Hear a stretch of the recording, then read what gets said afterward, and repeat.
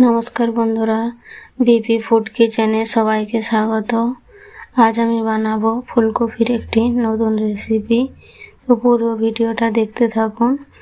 एखाने आमी कड़ाई बसिए सरषेर तेल गरम करे निয়েছি। एबारे दिए दिচ্ছি सामान्य परिमाणे लवण और दिচ্ছি हलुद सामान्य परिमाणे। एबारे फुलकपि आलुगुलो आमी आगे थेके केटे धुए निয়েছিলাম, सेगुलोके आमी भेजे नेब एकसाथे। এবারে নেড়ে চেড়ে এবারে আমি একটা ঢাকনা ঢেকে দেব। আলু আর ফুলকপিগুলো যেমন একেবারেই সিদ্ধ হয়ে যায় সেই রকম ভাবে আমি ঢাকনা ঢেকে ঢেকে এখানে ভেজে নেব। দেখুন আমার আলুগুলো কপিগুলো সব কিন্তু সিদ্ধ হয়ে ভালো করে ভাজা হয়ে গেছে। এবারে আমি উঠিয়ে নেব।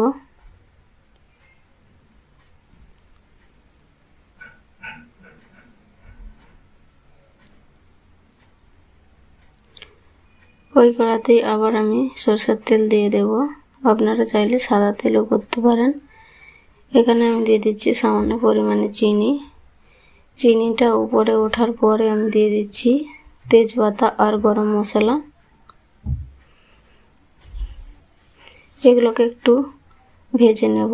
সামান্য পরিমাণে জিরা দিয়েছি, জিরাকেও ভালো করে আমি ভেজে নেব। লাল হয়ে গেলে এবারে দিয়ে দিচ্ছি আমি পেঁয়াজ কুচি। পেঁয়াজটাকে নেড়ে চেড়ে ভালো করে ভেজে নেব লাল করে।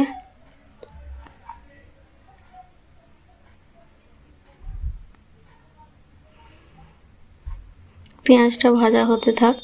এখানে আমি একটা মশলা নিয়ে নেব।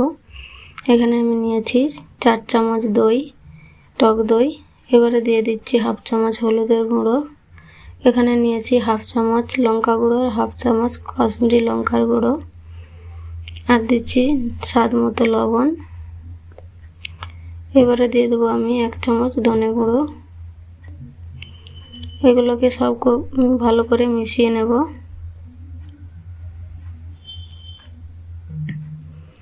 এখানে পেঁয়াজটা ভাজা হয়ে গিয়েছে লাল করে।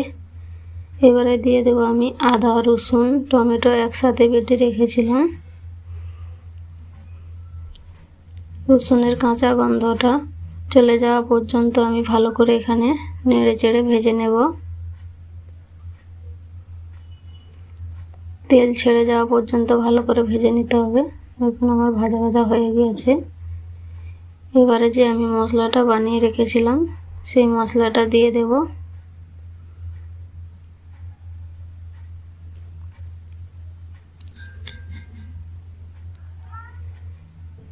মশলাটা ভালো করে মিক্স করে নিতে হবে পেঁয়াজের সাথে।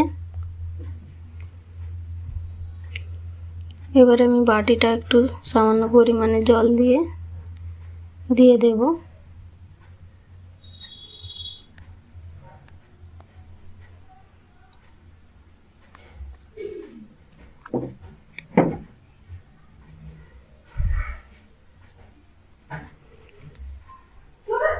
এবারে জলটা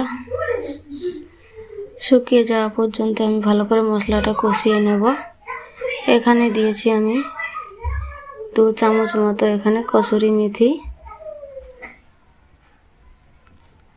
সবকে ভালো করে মিশিয়ে এবার কষাতে থাকবো 5 থেকে 7 মিনিট।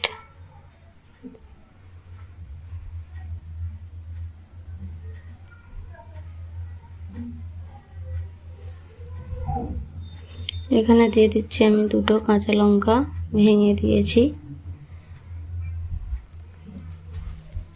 দেখুন আমার মশলাটা ভালো করে কষানো হয়ে গিয়েছে। এবারে আমি দিয়ে দেব ভেজে রাখা আলু আর ফুলকপি।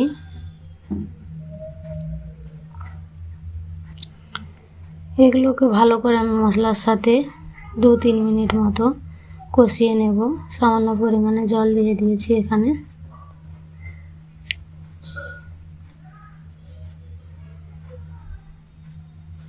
কপি আলু কিন্তু সব কিছুই আমার সিদ্ধ হয়ে আছে, তাই আমি শুধু এখানে একটু 2-3 মিনিটের মতো কষিয়ে নেব।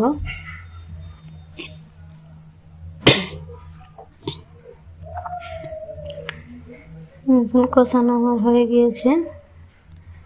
এবারে আমি দিয়ে দেবো জল। এখানে আমি দু বাটি মতো ভালো করে জল দিয়ে দিয়েছি।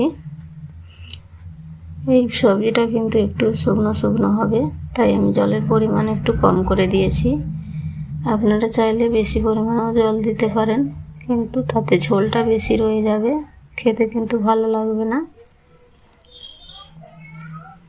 ঝোলটা ভালো করে আমি ফুটতে দেব। ফোটানো আমার ভালো করে হয়ে গিয়েছে। আলু কপি ভালো করে সিদ্ধ হয়ে গেছে, মশলাও কিন্তু সিদ্ধ হয়ে গিয়েছে। এবারে আমি দিয়ে দিচ্ছি কেটে রাখা আগে থেকে পেঁয়াজ, 4 টুকরো করে ভালো করে খোসাগুলো ছাড়িয়ে নিয়েছি। এবারে দিয়ে দিচ্ছি বড় বড় করে কেটে রাখা টমেটো, আর দিচ্ছি সামান্য পরিমাণে ধনেপাতা। এবার সবগুলোকে ভালো করে মিক্স করে 2-3 মিনিটের মতো একটা ঢাকনা ঢেকে দেব।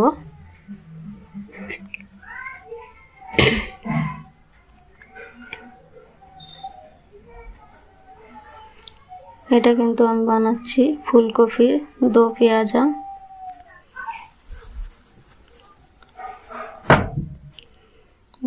2-3 মিনিট মতো ফুটে গেছে, সব কিছু ভালোভাবে আমার কিন্তু নরম হয়ে গিয়েছে।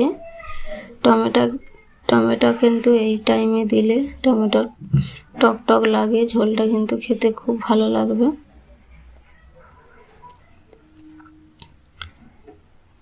সবজি আমার হয়ে গিয়েছে।